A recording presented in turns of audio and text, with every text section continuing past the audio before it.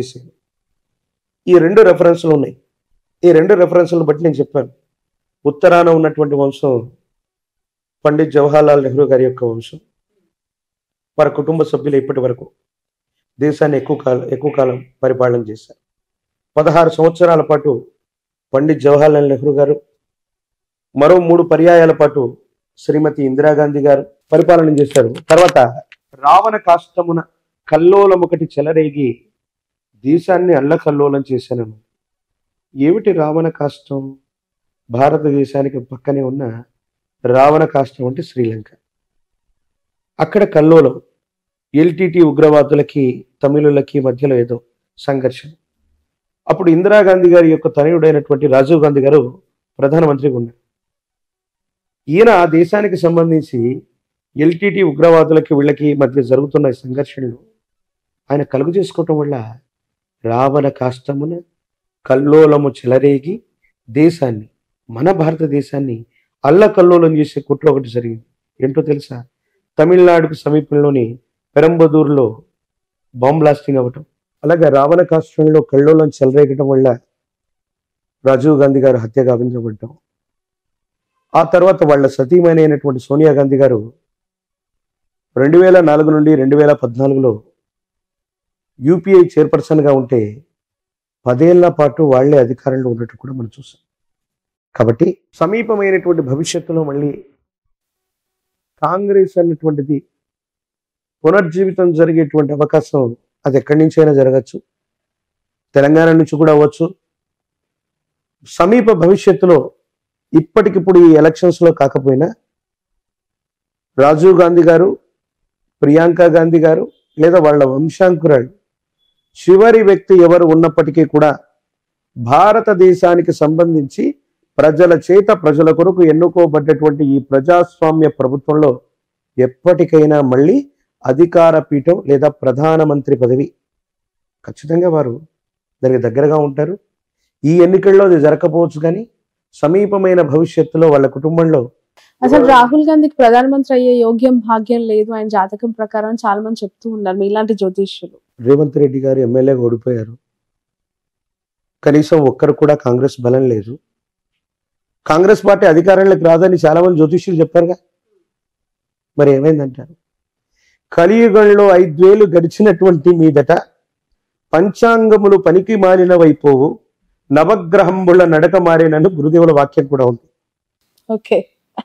So మీరు measure చేసే measurements కి అతీతవంతమైనటువంటి స్థితిగతుల్లో కలియుగంలో 5 ఏళ్లు గడిచినటువంటి మీదట ఇప్పుడు 5124 సంవత్సరాలు పురస్కరణ చేసుకున్నాం మనం. 5000 సంవత్సరాల నుంచి అంటే 100 ఏళ్ల నుంచే ఇలాంటి ఆటపోట్లు స్టార్ట్ అయ్యాయి. ఇంకా మనం అనుకున్నటువంటి గ్రహగతులు 30 నెలల్లోనే మందగమనుడైనటువంటి శని ఇక్కడి నుంచి ఇక్కడికి వెళ్తాడంటే 3 రోజుల్లో కూడా ఆయన ట్రావెల్ చేయొచ్చు. ప్రపంచంలో వింతలు విచిత్రాలు ఇంకా జరగబోతున్నాయి. కాబట్టి బ్రహ్మ గారి యొక్క కాలజ్ఞాన ప్రకారంగా సోనియా గాంధీ గారి యొక్క నేతృత్వంలో ఉన్నటువంటి వాళ్ళ కుటుంబ సభ్యులు,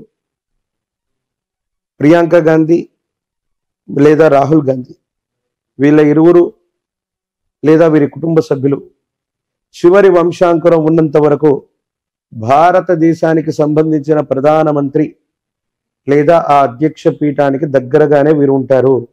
ఇది సమీప భవిష్యత్తులో జరిగి తీరుతుంది. అందులో భాగంగానే ఇక్కడ కాంగ్రెస్ పార్టీ అన్నటువంటిది అందరూ అనుకుంటారు ఇంకా అయిపోయింది, కాంగ్రెస్ ఏమీ లేదు, దాన్ని ఎవరు ఏమీ చేయలేరు. బ్రహ్మం గారి యొక్క కాలజ్ఞానం. బికాజ్ నేను సనాతనమైన ధార్మికవాదిగా బీజేపీని నేను ఇష్టపడతాను. నేను కాంగ్రెస్ ను పొగడట్లేదు, ఉన్నటువంటి వాస్తవికమైనటువంటి పరిస్థితులు అట్లాంటివి. కమింగ్ టు ఆంధ్రప్రదేశ్, జగన్మోహన్ రెడ్డి గారి యొక్క పేరు జగన్. గా నా అక్షరాలని సంయుక్త అక్షరాలు అంటారు. వారి పేరులో కూడా 2 అక్షరాలే ఉన్నాయి. అంటే జా తీసి ఓన్లీ గన్ అని పెట్టాలా జగన్ గారికి? జగన్ అంటే గా అన్నటువంటిది సంయుక్తము, అంటే ఒక అక్షరంతో మరో సగం అక్షరం కలిసిపోతే దాన్ని సంయుక్తాక్షరం అంటారు తెలుగులో. సో జగన్మోహన్ రెడ్డి గారి యొక్క పేరులో కూడా ఒక రకంగా ఆ విధంగా తీసుకుంటే అవి 2 అక్షరాల కిందే లెక్క. రాబోయేటువంటి శాసనసభ ఎన్నికల్లో ఆంధ్రప్రదేశ్కు సంబంధించినటువంటి ఎలక్షన్స్లో వైనాట్ 175 అని జగన్మోహన్ రెడ్డి గారు ముందుకెళ్తూ ఉండొచ్చు దాకా. కానీ మనం శోభకృతనామ సంవత్సరంలో ఉన్నాం. శోభకృతనామ సంవత్సరే సర్వసస్యాభివృద్ధయః నృపానాం చ మన్యోన్యం ప్రజానాం చ పరస్పరం. ప్రజల చేత ప్రజల కొరకు ఎన్నుకోబడ్డటువంటి ప్రజా సంబంధమైన ప్రభుత్వాలు మాత్రమే ఈ శోభకృతు అనేటువంటి పేరు కలిగినటువంటి సంవత్సరాల్లో వస్తాయని శాస్త్రం. ఇక్కడ అదే జరిగింది. జగన్మోహన్ రెడ్డి గారు 175 స్థానాలు 151+ వాళ్ళు అనుకుంటున్నారు. తీవ్రమైనటువంటి ప్రజా వ్యతిరేక సంబంధమైన స్థితిగతుల వల్ల మళ్ళీ అధికారంలోకి రావటం అన్నటువంటి విషయం మీద వాళ్ళు దృష్టి పెట్టాలి.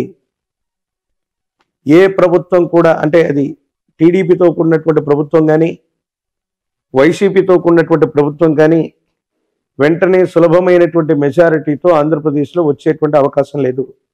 But first priority is Jaganmohan Reddy గారికి సంబంధించిన ఆరుద్ర నక్షత్రం,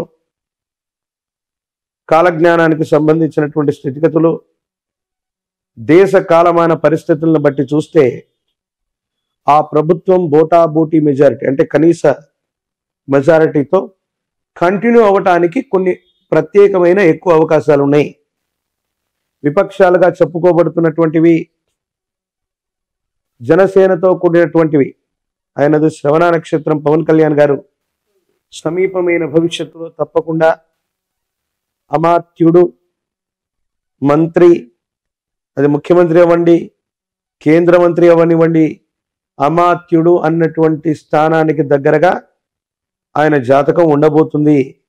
తెర మీద బొమ్మలు గద్దెనెక్కారన్నటువంటి గురుదేవుల యొక్క వాక్య సాక్షిగా పవన్ కళ్యాణ్ గారు సమీపమైన భవిష్యత్తులో, అది ఈ 5 సంవత్సరాల్లో కూడా అయి ఉండొచ్చు, ఈ రాబోయేటువంటి 5 సంవత్సరాల్లో కూడా అయి ఉండొచ్చు, ఖచ్చితంగా వారు ముఖ్యమంత్రి లేదా ఆ స్థానానికి దగ్గరగా ఉన్న అమాత్యుడు ఆ స్థానాన్ని అధిరోహించేటువంటి అవకాశం కూడా తప్పకుండా ఉంది. మొదటి ప్రాముఖ్యతగా వైఎస్ జగన్మోహన్ రెడ్డి గారి యొక్క నేతృత్వంలో ఉన్నటువంటి వైసీపీ ప్రభుత్వం బోటాబోటీ మెజారిటీతోనైనా మళ్ళీ అధికారంలోకి రావటానికి కొంత ఎక్కువ అవకాశాలు ఉన్నాయి. అవకాశాలు జగన్ ఉన్నాయంటున్నారు, పవన్ కళ్యాణ్ గారికి కూడా లేకపోలేదు అంటున్నారు. ఎలా సాధ్యం అవుతుంది?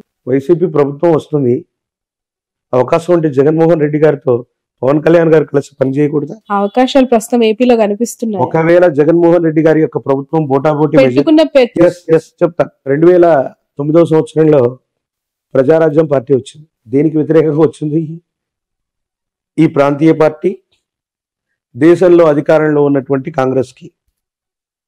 అందరూ చిరంజీవి గారి యొక్క జీవితాన్ని, రాజకీయ జీవితాన్ని గొప్ప ఫెయిల్యూర్ అంటారు. నేను చెప్తాను, అది చాలా సక్సెస్ఫుల్. అది ఎవరికి సాధ్యం కాని అంశాన్ని ఆయన చేశారు.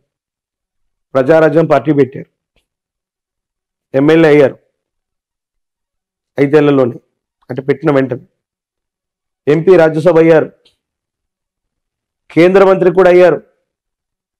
5 సంవత్సరాల తర్వాత పార్టీ విలీనం అయింది. ఎన్టీఆర్ గారు కూడా ఇటు దేశంలో ఇటు రాష్ట్రంలో చక్రం తిప్పగలిగినటువంటి స్థితి ఎన్టీఆర్ గారికి కూడా లేదు. పార్టీ పెట్టారు, ముఖ్యమంత్రి అయ్యారు అంతే. కానీ చిరంజీవి గారు పార్టీ పెట్టినటువంటి నేపథ్యంలో జగన్మోహన్ రెడ్డి గారు బయటికి వెళ్ళిపోవడం వల్ల కాంగ్రెస్ ప్రభుత్వం మైనారిటీలో పడితే కిరణ్ కుమార్ రెడ్డి గారు ముఖ్యమంత్రిగా ఉండడానికి కారణం చిరంజీవి గారు అయ్యారు. అటు దేశంలో ఉన్నటువంటి యూపీఏ కూటమిలో కూడా మిత్రస్వామ్యంగా వాళ్ళు ఉన్నారు. అటు దేశంలో రాష్ట్రంలో 2 గవర్నమెంట్లో పనిచేసి 5 సంవత్సరాల తర్వాత వాళ్ళు విలీనమైపోయారు కాంగ్రెస్లో.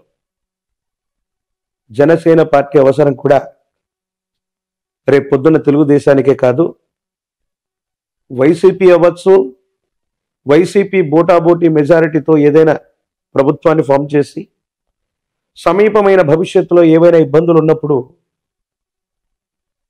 అది పవన్ కళ్యాణ్ గారికి సంబంధించిన పార్టీకి సంబంధించిన ఎమ్మెల్యేలతో, ఇప్పుడు జనసేన ఎమ్మెల్యే వైసీపీతోనే కలిసి ఉన్నాడుగా.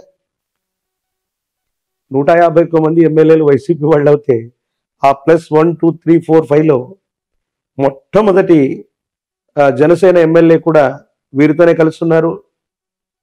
శాశ్వతమైన శత్రువులు మిత్రులు రాజకీయాల్లో లేరంటూ ఉంటారు.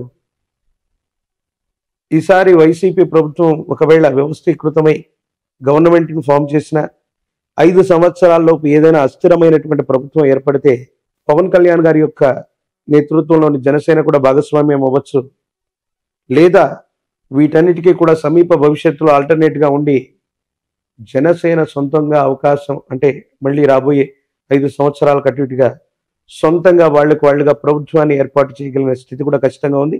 ఖచ్చితంగా పవన్ కళ్యాణ్ గారు జీవితకాలం అంటే మళ్ళీ ఎక్కువ ఏళ్ళు అనుకునేరు, 5 సంవత్సరాల కాలానికి అటు ఇటుగా. చాలా మంది ఆయన జాతకం గురించి ఏదో చెప్తున్నారు. ఒక్క రోజైనా ఒక్క క్షణమైనా ముఖ్యమంత్రి ఆ అమాత్యుడు అన్నటువంటి ఆ స్థానంలో ఖచ్చితంగా కూర్చునే అవకాశం కనబడుతుంది. Okay, right. చంద్రబాబు నాయుడు గారు నారా లోకేష్ గారి గురించి ఏం చెప్తారు? అంటే వాళ్ళు చాలా కష్టపడుతూ ఉన్నారు పార్టీకి సంబంధించి. ఏపీలో పరిస్థితులు ఏ విధంగా ఉన్నాయి ఆ పార్టీకి సంబంధించి? పుష్యమి నక్షత్రం చంద్రబాబు నాయుడు గారు, కొంతమంది హస్త నక్షత్రం అని అంటారు.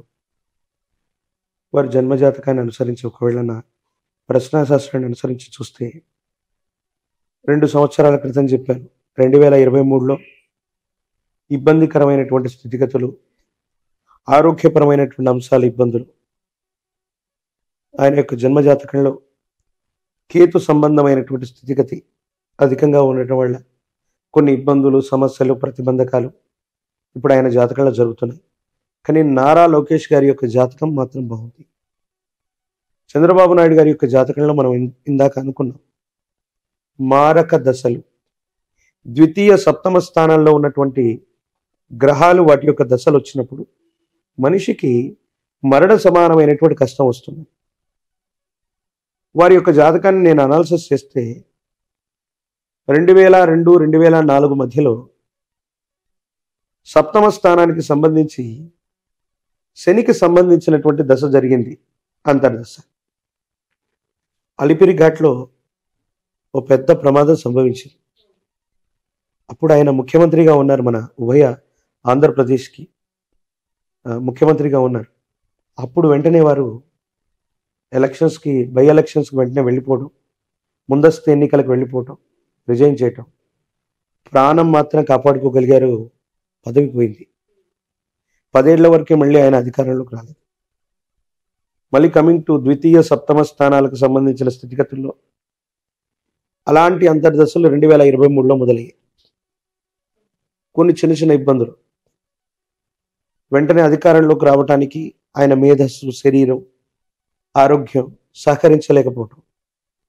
2028 నేను మళ్ళీ చెప్తున్నాను, 2028వ సంవత్సరం ప్రారంభానికి అటు ఇటుగా ఇప్పుడు ఆపరేషన్ లేకుండానే మోకాళ్లకు ప్లాస్మా ట్రీట్మెంట్. మీ ఆర్థోపెడిక్ సమస్యలన్నిటికీ రోబోటిక్ టెక్నాలజీ ద్వారా తక్కువ ఖర్చుతో శాశ్వత పరిష్కారం. ఫ్రీ కన్సల్టేషన్, ప్రతి ట్రీట్మెంట్ పై 20% డిస్కౌంట్. ఈ ఆఫర్ కొద్ది రోజులు మాత్రమే, త్వరపడండి. V9 hospitals 9281465842.